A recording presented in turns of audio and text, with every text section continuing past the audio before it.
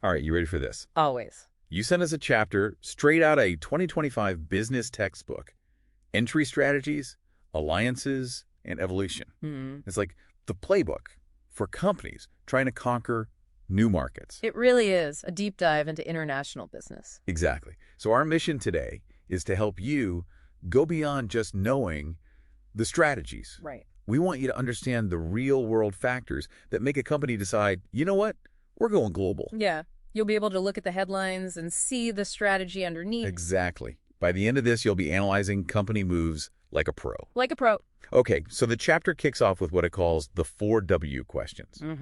These are like the foundational pillars of any company thinking about expanding abroad. It starts with the big why. Right. Why even bother with foreign markets? Well, ultimately, it's all about growth.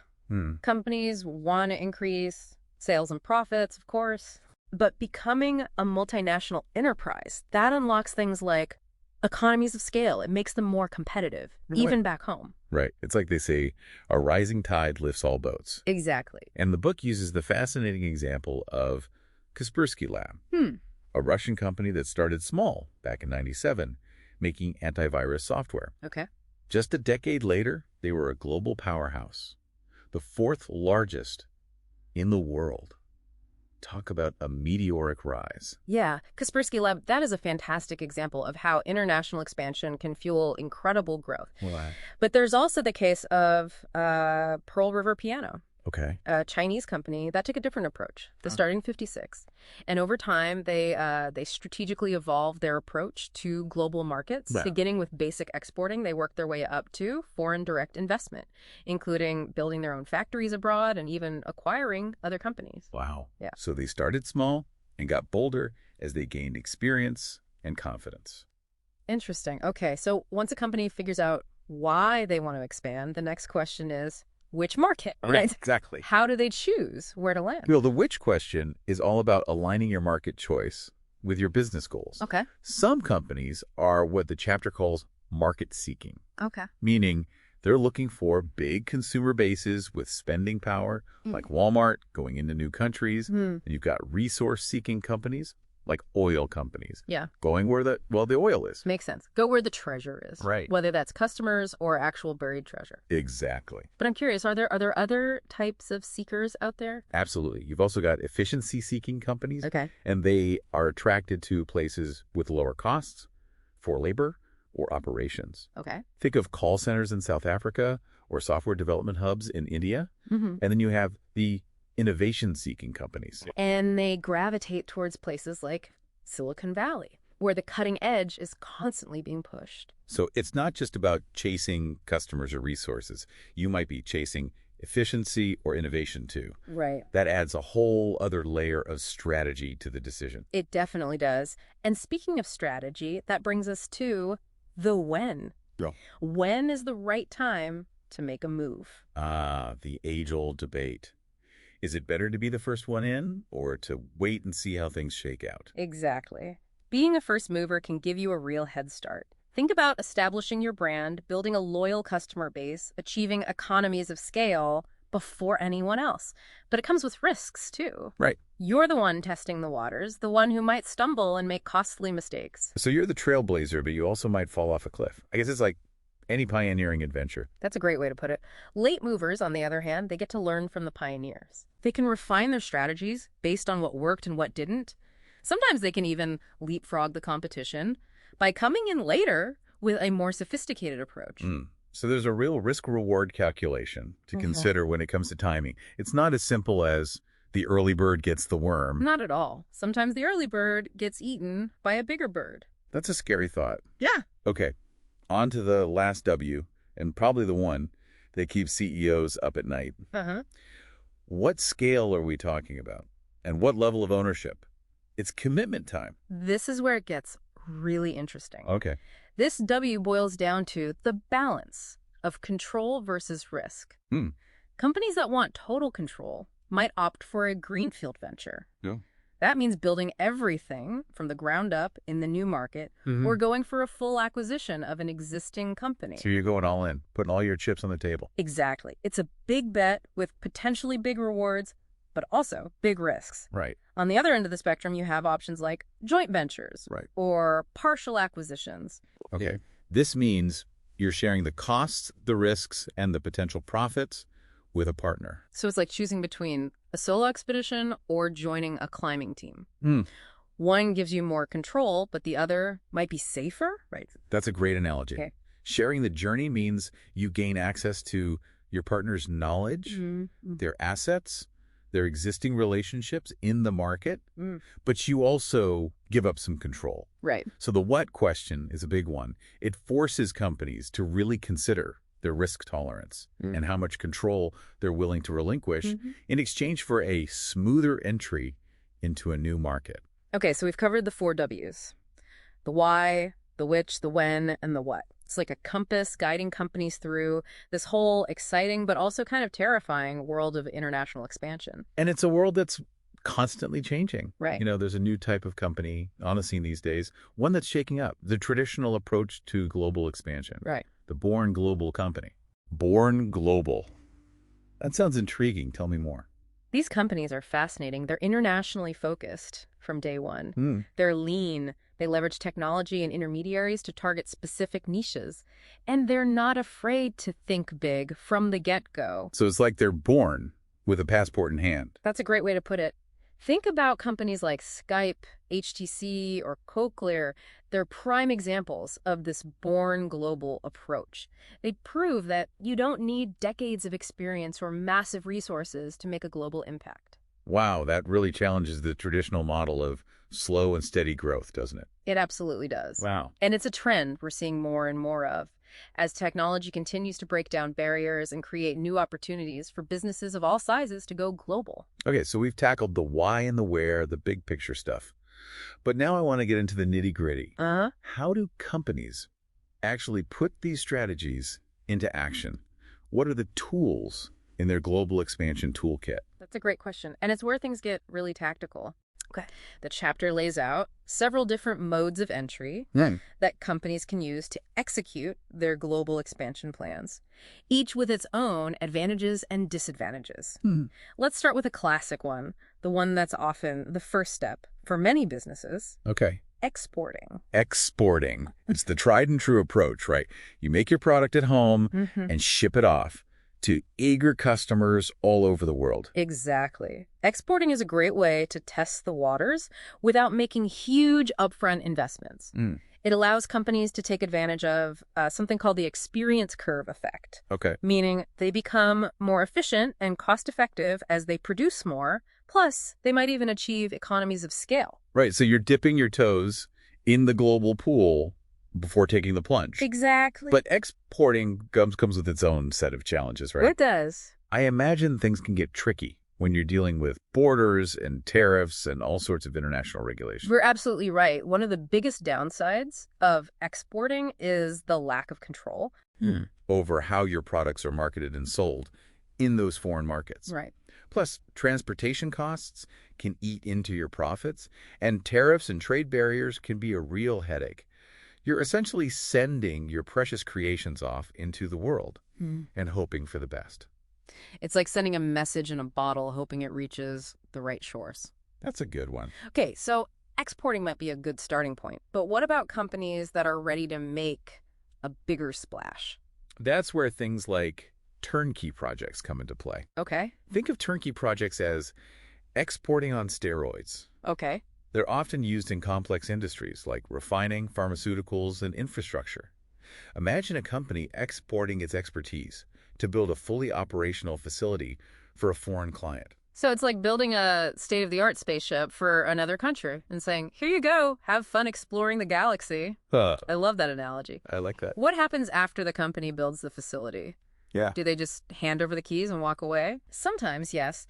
But there's also a popular variation of this called the Build, Operate, Transfer, or BOT model. Okay. In this case, the company not only builds the facility, but also manages it for a certain period, collecting fees before transferring ownership to the client. Okay. It's a way to get involved in large-scale international projects without taking on as much risk. That makes a lot of sense. It's like being a landlord for a spaceship instead of just the builder. That's another great analogy. You're getting the hang of this. Okay, I'm feeling pretty confident now.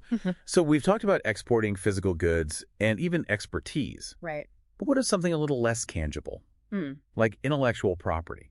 How do companies go global with their ideas and innovations? That's where licensing comes in. Okay. Licensing is all about granting rights to your intellectual property, whether it's trademarks, patents, brand names, or technology.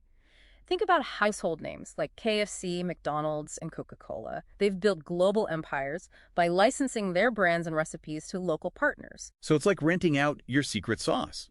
But instead of a delicious recipe, it's your valuable intellectual property. What are the pros and cons of this approach? Well, it's a low-risk way to tap into new markets. Without making a huge investment, you essentially let someone else do the heavy lifting while you collect royalties. But the downside is you do face the risk of losing control over how your brand is used. And the returns might not be as lucrative as other modes of entry. It's a trade-off between ease of entry and potential for maximum profit. Exactly. It's like choosing between selling your lemonade recipe or opening a lemonade stand on every corner. One requires less effort, but the other has the potential to be much more profitable. That's a great way to think about it. And speaking of familiar brands, let's talk about franchising. Okay. Which is a close cousin of licensing, but with a few key differences. Franchising. This is where we see those familiar golden arches popping up all over the world. Right. Exactly. While licensing is more common in manufacturing, franchising is the go-to strategy for service businesses, particularly in the hospitality industry. Think about hotel chains like Four Seasons or fast food giants like Subway. They're franchising their entire business model, providing a comprehensive package that includes training, operational support, and marketing materials. So it's like licensing, but instead of just the product or brand, you're replicating an entire business system. Precisely. What are the benefits and drawbacks of this approach? Well, the biggest benefit is that it allows for rapid global expansion without the franchisor having to shoulder the entire financial burden.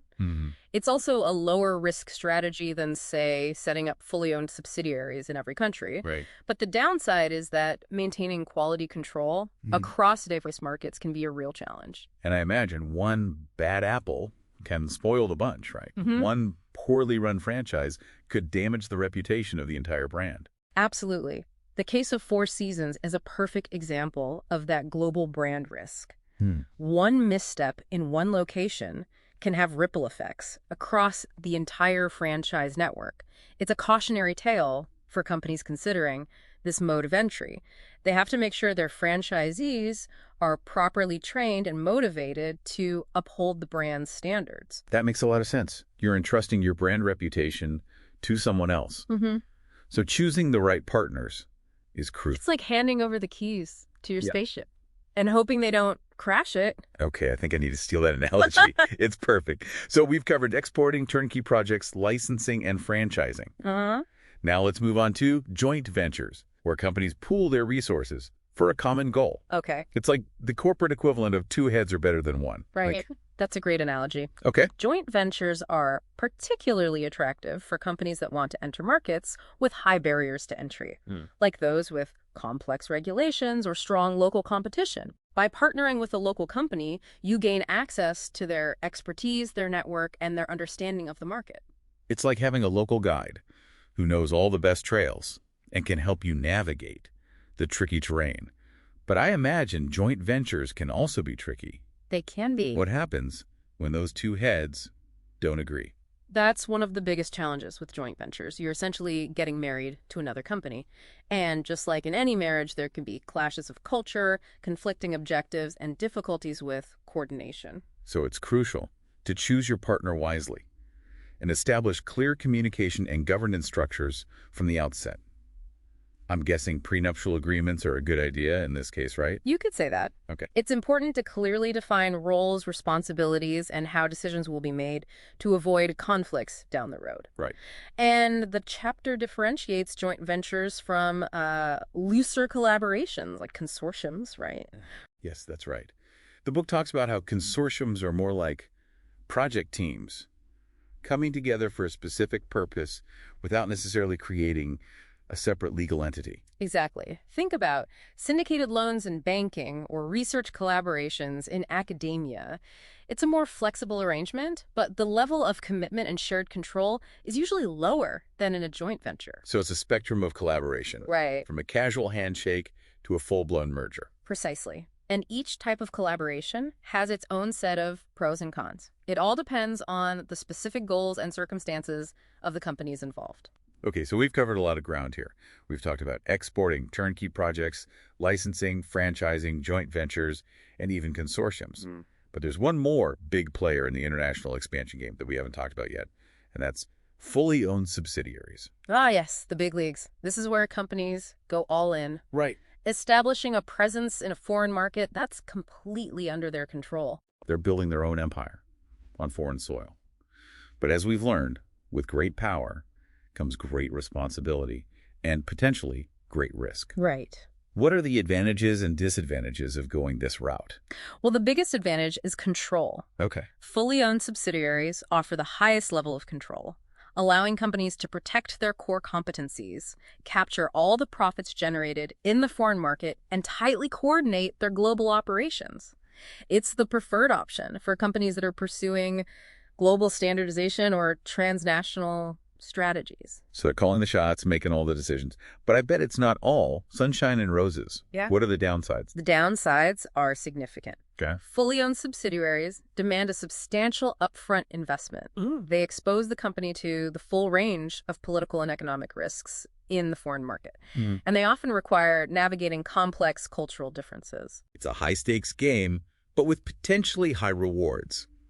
It reminds me of those explorers who set out to conquer new lands. They faced incredible challenges, but the potential for riches and glory was a powerful motivator. That's a great analogy. And just like those explorers, companies have to choose their route carefully. Right. There are two main ways to establish a fully owned subsidiary. Yeah. They can either build everything from scratch, which is called a greenfield venture, or they can acquire an existing company. So it's like choosing between building your dream house from the ground up or buying a pre-existing one and renovating it to fit your needs. Exactly. Right. Greenfield ventures give you complete control over the design and operation of your subsidiary, but they're slower to establish and require a larger upfront investment. Acquisitions, on the other hand, provide faster access to the market and often come with an established customer base and infrastructure. Right. But integrating different corporate cultures and systems can be a real challenge. It's a classic trade-off between speed and control. And the chapter highlights some compelling examples of companies that have gone the fully owned subsidiary route, like Starbucks in Japan, Disney's acquisition of Marvel, and Volkswagen in America. These are companies that have made big commitments to establish a strong presence in foreign markets, and they've reaped the rewards. They're great examples of how fully owned subsidiaries, when executed strategically and with a deep understanding of the local market, can be a powerful engine for global growth. All right, so we've covered a lot of ground here. From the basic motivations for going global to the various modes of entry companies can choose from, it's clear that international business is a complex and ever-evolving landscape. It's like navigating a vast and uncharted ocean. There are calm seas and stormy weather, hidden reefs, and unexpected currents. Companies need a skilled captain and a sturdy ship to survive and thrive. I love that analogy. It really captures the sense of adventure and risk that comes with venturing into new markets. It does. But there's one more piece of the puzzle we need to explore. Okay. One that adds another layer of complexity to this already intricate landscape: strategic alliances. Strategic alliances are fascinating. Okay. They represent a spectrum of collaborative arrangements between companies. It can be anything from an informal partnership to a formal joint venture. It's all about leveraging each other's strengths to achieve a common goal. So it's like a corporate buddy system. Yeah. Where companies team up to tackle challenges and seize opportunities they couldn't handle alone. But like any relationship, there are potential pitfalls, right? What are some of the things that can make or break a strategic alliance? Choosing the right partner is absolutely crucial, just like in any relationship. Right. You need to make sure you have compatible goals, complementary strength, and a shared vision for the future. Right. You also need to establish clear roles, responsibilities, and mechanisms for conflict resolution. It's like a delicate dance. where both partners need to be in sync to avoid stepping on each other's toes. And the chapter breaks down strategic alliances into three main types. It does. There are non-equity alliances, equity alliances, and joint ventures, which we've already talked about. Can you tell me a bit more about the first two types? Of course. Non-equity alliances are the most basic form of strategic alliance. They involve sharing resources and knowledge without any exchange of ownership. Think of it like a collaboration agreement between two companies that want to work together on a specific project. So it's like a handshake agreement. You're agreeing to work together, but there's no formal commitment beyond that. That's a good way to think about it. Equity alliances, on the other hand, involve one company taking a minority stake in the other. This signals a stronger commitment and can facilitate knowledge transfer and deeper integration. So it's like a mini merger. You're getting more entangled, but not fully committed to a full-blown merger. Exactly. And each type of alliance comes with its own set of benefits and risks. Non-equity alliances are easier to form and dissolve, but they offer less control and potential for shared profits. Equity alliances signal a stronger commitment and can facilitate knowledge transfer. But they can also create tensions if the partners' interests diverge. It sounds like it all comes down to finding the right balance between flexibility and control. Right. Depending on the specific goals and circumstances of the alliance. But one thing's for sure, strategic alliances are a force to be reckoned with in the world of international business. Absolutely. They allow companies to pool their resources, share risks, and tap into new markets and technologies with greater speed and agility. They're an essential tool in today's increasingly interconnected and competitive global marketplace. And that brings us to the end of our discussion on the different modes of entry companies can use to go global. We've covered a lot of ground, from simple exporting to complex joint ventures and strategic alliances.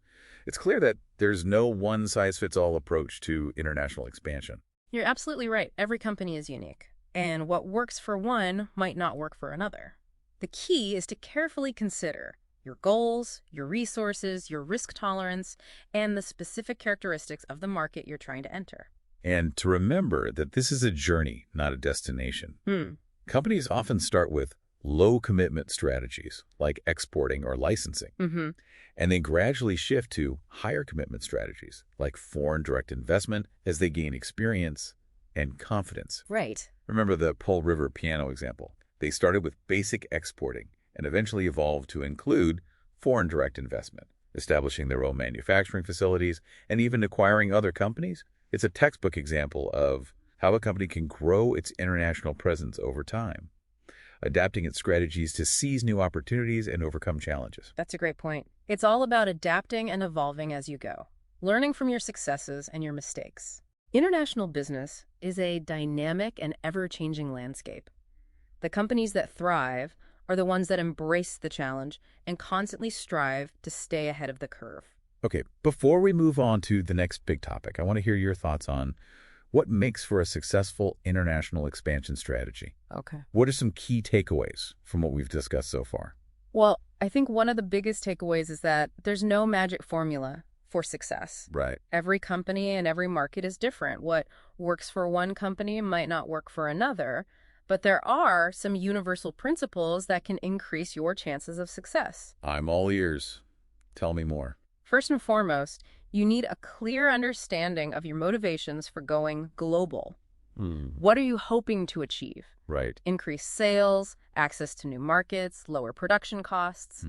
Once you know your why, you can start to develop a strategy that aligns with your goals. Right. It's all about having a clear vision and purpose. Otherwise, you're just wandering around in the global wilderness without a map. Yeah. What else? Thorough market research is essential. Okay. You need to understand the nuances of the target market. That means understanding the competitive landscape, the regulatory environment, consumer preferences, and cultural norms. Don't assume that what works in your home market will automatically translate to success overseas. It's like doing your homework before traveling to a new country. You want to learn about the customs, the language, the do's and don'ts to avoid any awkward faux pas. What else is important? Well, I think building strong relationships with local partners can make a huge difference. Whether they're distributors, suppliers, or joint venture partners, having people on the ground who understand the local market can be invaluable. It's all about leveraging local knowledge and expertise to gain a competitive edge. Okay, so we've got a clear vision, thorough market research, and strong local partners. Yeah. What else is on the checklist for international expansion success? Flexibility. The global landscape is constantly changing, so be prepared to adapt your strategy as needed. Don't be afraid to pivot, experiment, and even make mistakes along the way. That's how you learn and grow. It's all about embracing the journey with all its twists and turns. Right. And I think the chapter does a fantastic job of highlighting the dynamic nature of international business. It's not a static set of rules. It's a constantly evolving game with new players, new technologies, and new opportunities emerging all the time. Well said. International business is a grand adventure.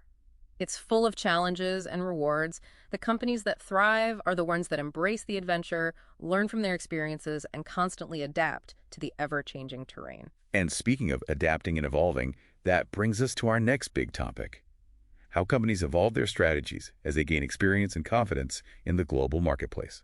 But before we dive into that, let's take a quick break. We'll be right back after this. So we've talked about all these different ways companies can kind of get a foot in the door of a new market, from exporting to just setting up shop themselves. Right?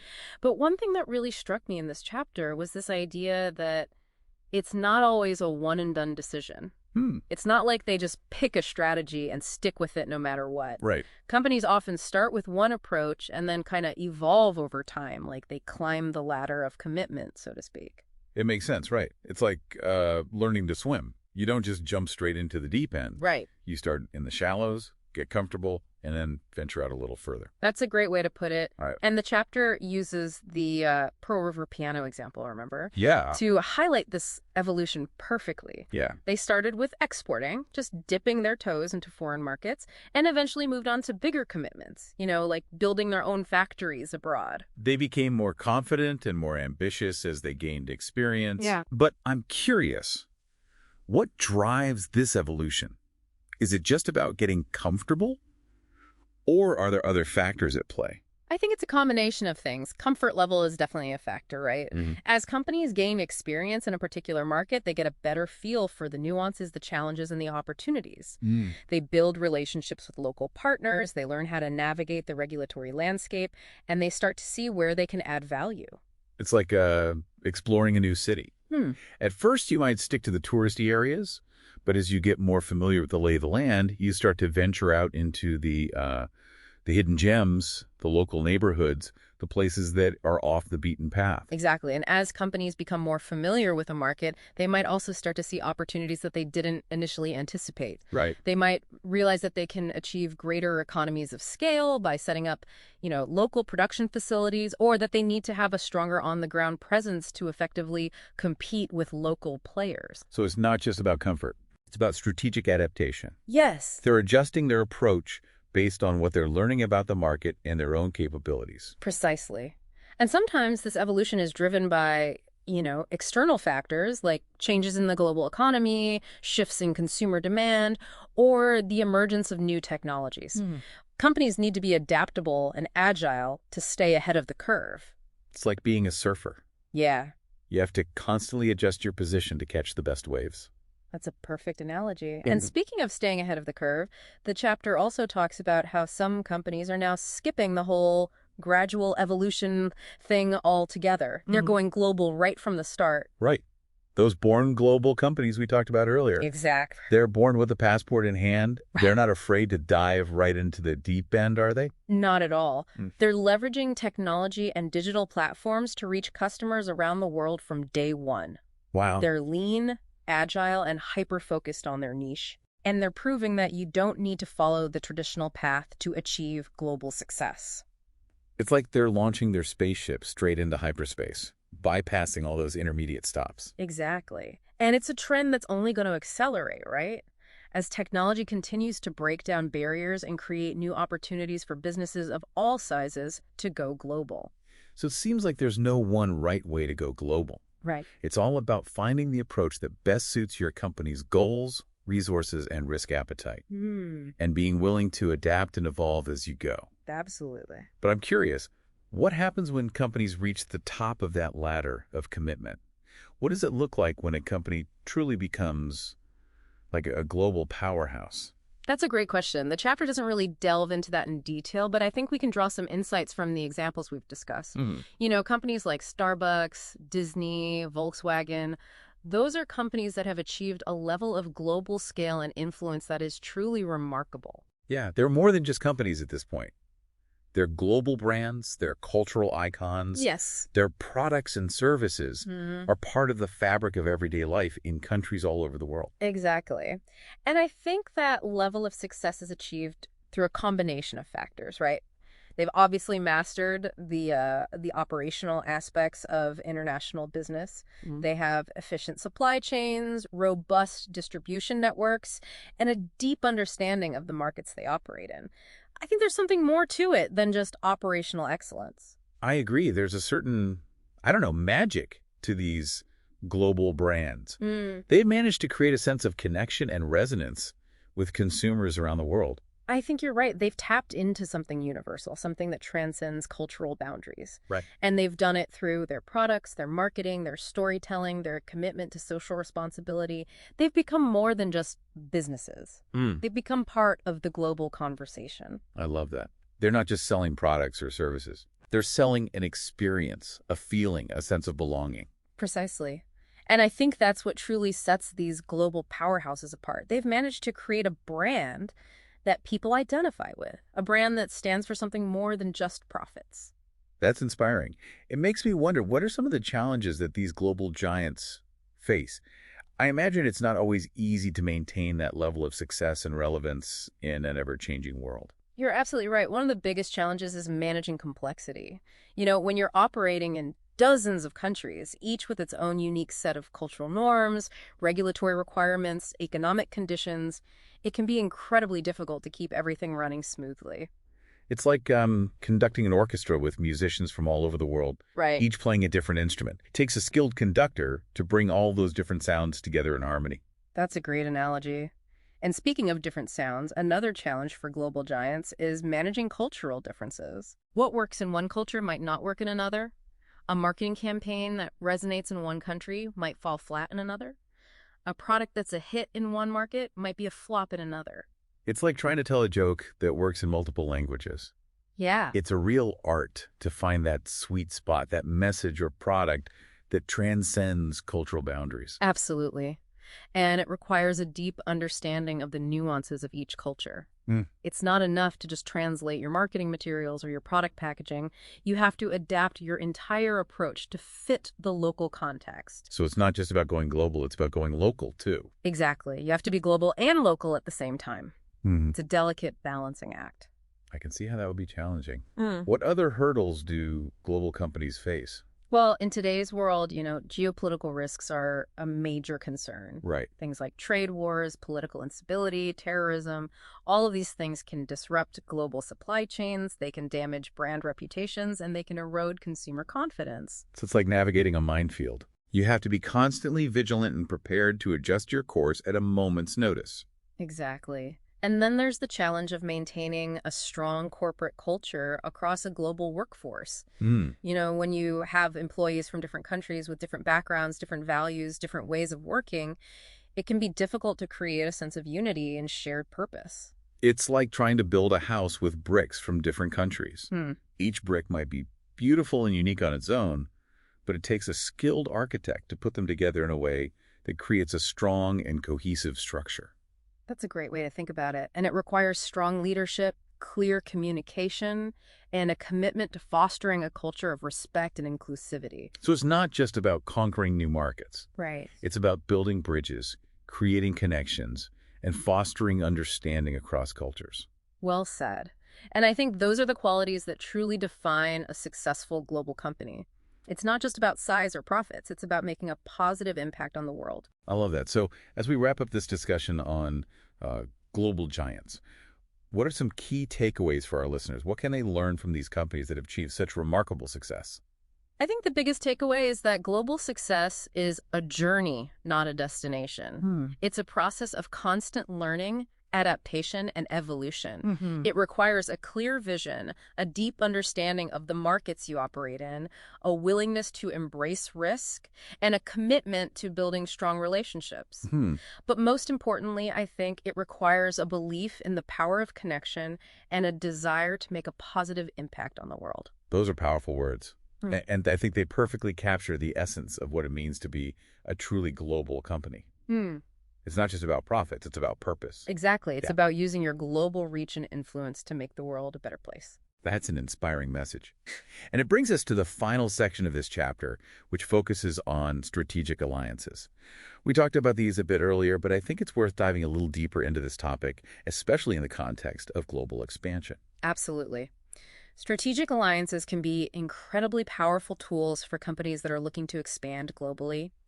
They can provide access to new markets, new technologies, new resources, new expertise. Right. They can also help companies mitigate risk, Yeah. share costs, and accelerate their growth. Absolutely. But, as we discussed earlier, alliances can also be tricky. Yes, they can. They require careful planning, open communication, and a shared vision for success. That's right. And the chapter highlights some key success factors for strategic alliances, including partner selection, alliance structure, and management relationships. Let's break those down a bit. What makes for a good partner in a strategic alliance? Well, first and foremost, you need to make sure your partner shares your values and your strategic goals. You also need to look for complementary strengths. What can your partner bring to the table that you don't have? And vice versa. It's like any good team. You want players with different skills and perspectives who can complement each other's strengths and weaknesses. That's a great analogy. And it's important to do your due diligence, right? Right. Get to know your potential partner, understand their track record, their financial stability, their management style, their corporate culture. Make sure you're a good fit. It's like getting married. Yeah. You want to make sure you're compatible before you say, I do. Exactly. What about the alliance structure? What are some key considerations there? Well, the structure of the alliance will depend on the specific goals and objectives of the partners. Right. But some key considerations include, the level of ownership, the division of responsibilities, the decision-making process, and the mechanisms for conflict resolution. So it's like writing a prenuptial agreement. You want to clearly define roles, responsibilities, and how you'll handle disagreements before they arise. Exactly. And it's important to have a clear exit strategy, too. Right. What happens if the alliance doesn't work out? How will you dissolve the partnership and divide assets? It's not the most romantic aspect of a strategic alliance, but it's an important one. Absolutely. And finally, the success of an alliance often hinges on the quality of the management relationships. What does that look like in practice? It means building trust, open communication, and mutual respect between the leaders of the two companies. It means having regular meetings, clear lines of communication, and a willingness to work through challenges together. It's like any successful relationship. Right. It takes effort, communication, and a commitment to working things out. Precisely. And when those elements are in place, strategic alliances can be incredibly powerful engines for global growth. The chapter highlights some great examples of both successful and unsuccessful strategic alliances. It does. Can you share a few of those with our listeners? Of course.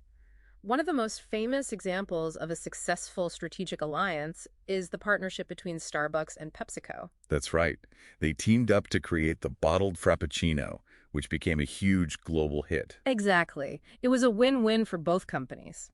Starbucks gained access to PepsiCo's vast distribution network, and PepsiCo gained a foothold in the rapidly growing ready-to-drink coffee market. It's a great example of how two companies can leverage their complementary strengths to create something truly innovative and successful. What about an example of an alliance that didn't work out so well? Well, one of the most infamous examples is the partnership between AOL and Time Warner. Yes, the merger that was supposed to revolutionize the media industry, but ended up being one of the biggest corporate disasters in history. Exactly. The two companies had very different cultures, different management styles, different visions for the future. The merger was plagued by clashes, infighting, and a lack of clear direction. It's a cautionary tale about the importance of choosing the right partner, establishing clear roles and responsibilities, and having a shared vision for the future. Absolutely. Strategic alliances can be incredibly powerful tools for global expansion, but they're not a silver bullet. They require careful planning, execution, and ongoing management to be successful. So as we wrap up this deep dive into the world of international business, what are some key takeaways for our listeners? What are the most important things to remember about going global and forming strategic alliances? Well, I think the biggest takeaway is that there's no one right way to go global. Every company is different, and what works for one might not work for another. The key is to carefully consider your goals, your resources, your risk tolerance, and the specific characteristics of the market you're trying to enter. And to remember that going global is a journey, not a destination. Right. Companies often start with low-commitment strategies like exporting or licensing, and then gradually shift to higher commitment strategies like foreign direct investment as they gain experience and confidence. That's right. It's all about adapting and evolving as you go, learning from your successes and your mistakes. Exactly. International business is a dynamic and ever-changing landscape. The companies that thrive are the ones that embrace the challenge and constantly strive to stay ahead of the curve. So as we wrap up this deep dive into the world of international business, what are some key takeaways for our listeners? Yeah. What are the most important things to remember about going global and forming strategic alliances? Well, I think the biggest takeaway is that there's no one right way to go global. Right. Every company is different, and what works for one might not work for another. The key is to carefully consider your goals, your resources, your risk tolerance, and the specific characteristics of the market you're trying to enter. And to remember that going global is a journey, not a destination. Companies often start with low-commitment strategies like exporting or licensing, and then gradually shift to higher commitment strategies like foreign direct investment as they gain experience and confidence. That's right. It's all about adapting and evolving as you go, learning from your successes and your mistakes. International business is a dynamic and ever-changing landscape. The companies that thrive are the ones that embrace the challenge and constantly strive to stay ahead of the curve. And speaking of adapting and evolving, that brings us to the end of our deep dive today. It does. We've covered a lot of ground, from the fundamental why of going global to the nitty-gritty of strategic alliances and all the different ways companies can make their mark on the world stage. It's been a fascinating journey. It really has. Full of insights and, I'd say, inspiration, too. Definitely. And we've challenged you, our listeners, to become more astute observers of the global business landscape. Yes. To look beyond the headlines and understand the why behind the moves companies make. We hope this deep dive has sparked your curiosity, equipped you with valuable insights, and inspired you to see the world of international business with fresh eyes. It's a fascinating world out there full of opportunities and challenges. It really is. And we encourage you to keep exploring it. So keep exploring, keep questioning, and keep pushing the boundaries of what's possible. The world is your oyster. Absolutely. Thanks for joining us on this deep dive. We'll catch you next time for another fascinating exploration of the world of business. Until next time. It's like companies are always playing 4D chess or something. Always got to be one step ahead. Yeah, definitely. Always thinking what's next. But here's the thing. All these strategies, all these tools, it kind of makes me wonder, how can we, like the average person, get better at understanding the why behind a company's moves? Oh, that's interesting. Like, how can we see past the headlines and be like, aha, I see what you're doing there? Yeah. Decode their global strategy. That's a great question. And it's a skill. It takes practice. Right. It takes keeping an eye on the big picture. When you see a company making a move, an acquisition, a joint venture, a big expansion, Right. don't just focus on the what. Ask yourself why. Why are they doing this? What are they hoping to achieve? So it's like being a detective. A little bit. Looking for clues, connecting the dots. Right. Trying to figure out the motive behind the crime. Yeah. Or, I guess, the business decision. Exactly. Yeah. And the more you do it, the better you get. Okay. At seeing those patterns, understanding that logic. So give me an example. Okay. Let's say there was a company known for, making affordable clothes. And suddenly they acquire a luxury fashion brand. That might not be just a random move. Right. There's got to be something else going on. Exactly. Maybe they're planning to appeal to a wider range of customers. Right. Or reposition themselves in the market. Or think about a tech giant. They're known for software. Suddenly they're investing in self-driving car technology. Okay. Yeah. That could signal a move toward diversification, a bet on the future of transportation. So it's about looking beyond the surface, understanding the company's history, their strengths, their weaknesses, their long-term goals. Exactly. And don't be afraid to ask questions, to challenge assumptions, to dig deeper. The more you understand the why, the more you'll be able to anticipate their future actions, maybe even predict the impact. It's like having a crystal ball, seeing the future of business. Maybe not a crystal ball, but certainly a more informed perspective. I like that. And who knows, maybe you'll spot opportunities that others miss. Okay, I'm feeling empowered. I'm ready to go decode the global business landscape. Any final words of wisdom for our listeners? Stay curious. The world of international business, it's always changing. There's always something new to learn. Right. Read, listen, keep up with those trends. Informed. Yes. And don't be afraid to challenge the status quo. I like that. The companies that'll succeed are the ones thinking differently, taking risks, charting their own course. It's all about innovation. Right. Pushing those boundaries. Absolutely. And remember, international business, it's not just about numbers. It's about people, cultures, connections. It's about building bridges, not walls. Well said. And using the power of business to make a positive impact on the world. Couldn't agree more. Well, on that note, it's time to wrap up this deep dive. We've covered a lot, from the why of going global to those strategic alliances.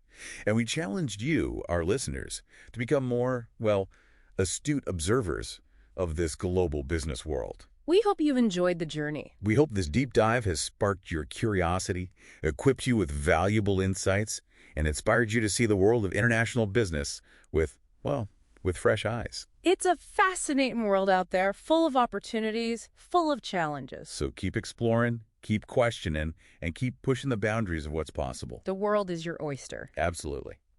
Thanks for joining us on this deep dive. We'll catch you next time for another fascinating exploration of the world of business. Until next time.